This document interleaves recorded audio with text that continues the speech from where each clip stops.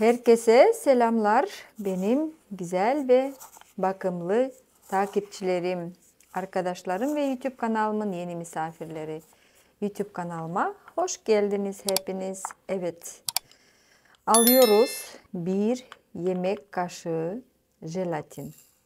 Jelatin nedir diye soruyorsanız, jelatin bizim yemeklerde, tatlılarda kullandığımız bileşendir. Bir yemek kaşığı jelatinin üzerine ılık su dökelim. Ve hemen karıştırmaya başlayalım.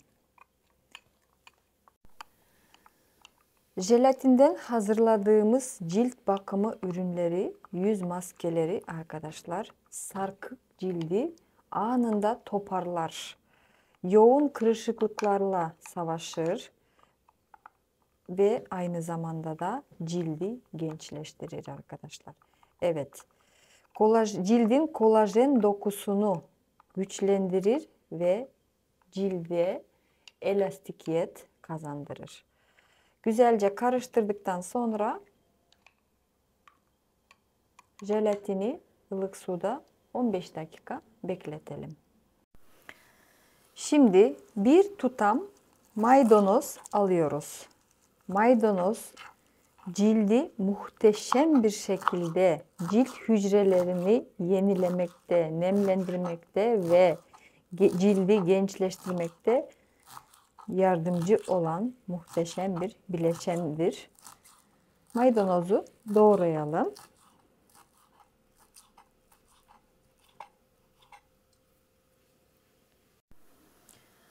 Doğradığımız maydanozu bir kasemize alalım. Üzerine 100 mililitre su dökelim. Ve bir karıştırıcıdan geçirelim.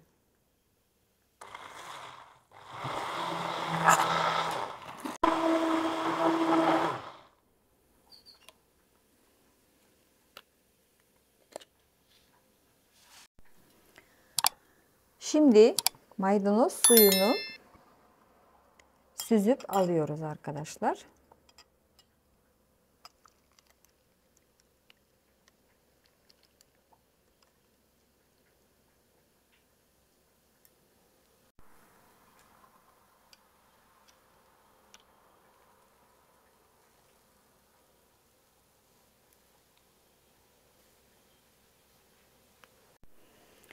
Hazırladığımız maydanoz suyundan alıyoruz bir yemek kaşığı.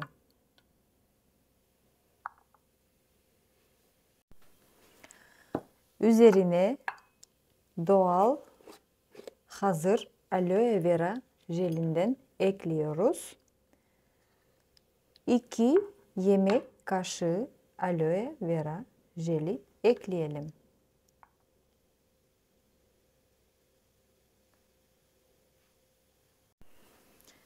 Tabii ki bir de bu yüz kremimize E vitaminden ekleyeceğiz. 1, 2, 3, 4, 5. 5 damla E vitaminden ekleyelim. Yarım çay kaşığı kadar limon suyundan ekliyorum. Cildi hem beyazlatmak için. Şimdi güzelce karıştıralım.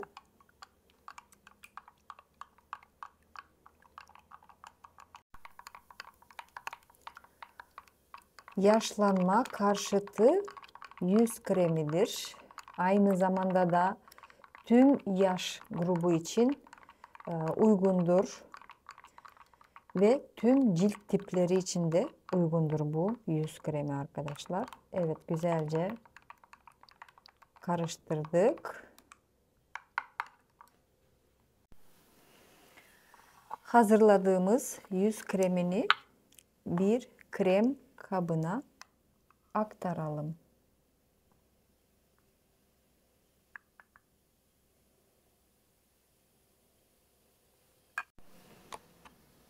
Kapağını kapatalım ve bu yaşlanma karşıtı cildi yoğun bir şekilde nemlendiren, aynı zamanda da cildi beyazlatan yüz kremini buzdolabında 2 aya kadar saklayabiliriz ve her gün sabah ve akşam mutlaka bir günde 2 defa sabah ve akşam cildimizi temizledikten sonra cilt toneriyle sildikten sonra uygulayalım.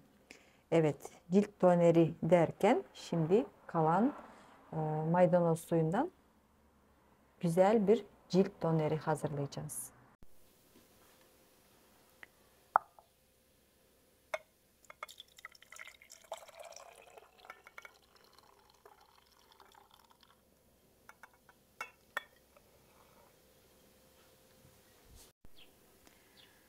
Limon suyundan 1 çay kaşığı kadar miktarı sıkıp ekliyoruz. Önce güzelce karıştırıyoruz ve bir sprey şişesine dökelim.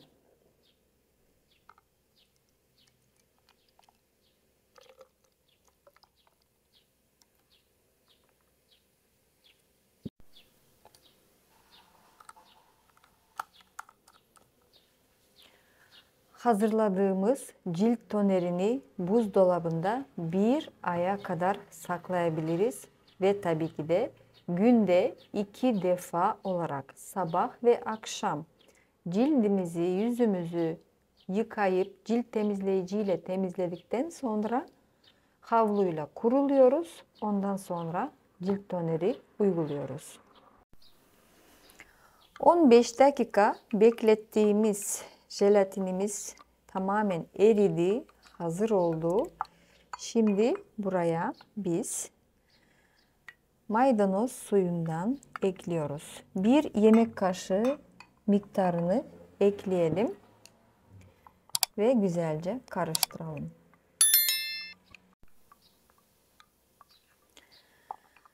Ve arkadaşlar, çok önemli bir vitamindir cildimiz için. Cildimizi gençleştirmek için en gereken vitamin E vitaminidir. E vitamininden 4-5 damla ekleyelim. 2, 3, 5.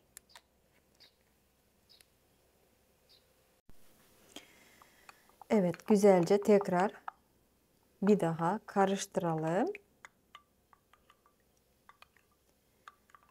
Ve şimdi bizim yaşlanma karşıtı muhteşem bir yüz maskemiz hazır oldu arkadaşlar.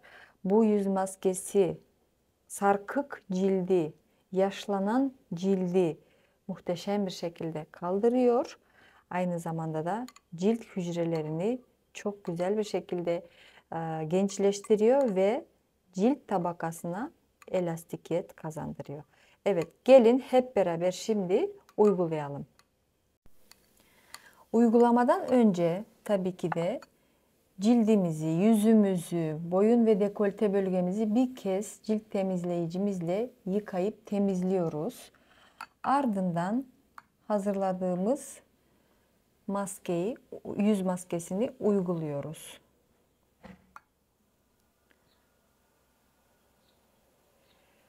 Çok hızlı ve çok kolayca uygulanır ve hazırlanışı da çok kolay. Evde kendiniz bu şekilde hazırlayıp cilt bakımı yapınız ve hep genç kalınız. Evet, yüz maskesini uyguladıktan sonra arkadaşlar 20-25 dakika cildimizde bekletiyoruz. Yüzümüze, ellerimize ve aynı zamanda da boyun ve dekolte bölgesine uygulayalım. Göz kenarı cildimize uygulamayalım. Evet, uyguladıktan sonra 20-25 dakika beklettik. Ondan sonra önce bir ılık suyla yıkıyoruz. Ardından cilt temizleyicimizle tekrardan yıkıyoruz. Kalan miktar yüz maskesini arkadaşlar buzdolabında 2 haftaya kadar saklayabiliriz. Ve bu yüz maskesini bir haftada 3 defa olarak kullanabiliriz. Cildiniz aynı zamanda yoğun lekelerden kurtulur ve güneşin zararlı ışınlarından oluşan lekelerden, yaşlılık lekelerinden kurtulur. Cildinizde beyazlar. Şimdi yüz maskesini yıkadık yüzümüzden. Bir kez daha cilt temizleyicimizle yüzümüzü yıkıyoruz. Ondan sonra hazırladığımız cilt tonerini alalım. Şöyle pamuk yardımıyla cildimizi bir kez daha siliyoruz. Yüz maskeleri yapıldıktan sonra mutlaka cilt toneriyle yüzümüzü, cildimizi silmemiz lazım. Ve aynı zamanda günlük rutin bakımımızda sabah ve akşam olarak günde 2 defa cildi yıkayıp temizledikten sonra cilt toneriyle mutlaka cildimizi silelim arkadaşlar. Cilt toneri cildimizde kuruduktan sonra alıyoruz. Hazırladığımız bol nemlendirici, aynı zamanda da cildi gençleştirici, sarkık cildi kaldıran, yoğun ve ince mimik kırışıklıkları toparlayan ve yok eden muhteşem yüz kremini uyguluyoruz arkadaşlar. Evet. Günde 2 defa olarak cildimizi mutlaka hem yüzümüzü hem boyun ve dekolte bölgesini ve ellerimize uyguluyoruz. Umarım bugünkü tarifi de cilt bakımı tarifini de beğenmişsinizdir arkadaşlar. Kanalıma abone olmayı, aynı zamanda da like basmayı ve aynı zamanda da yorumlar kısmında bütün sorularınızı ve dileklerinizi, güzel bana olan dileklerinizi yazabilirsiniz. Evet, yeni videolarda tekrardan görüşmek üzere.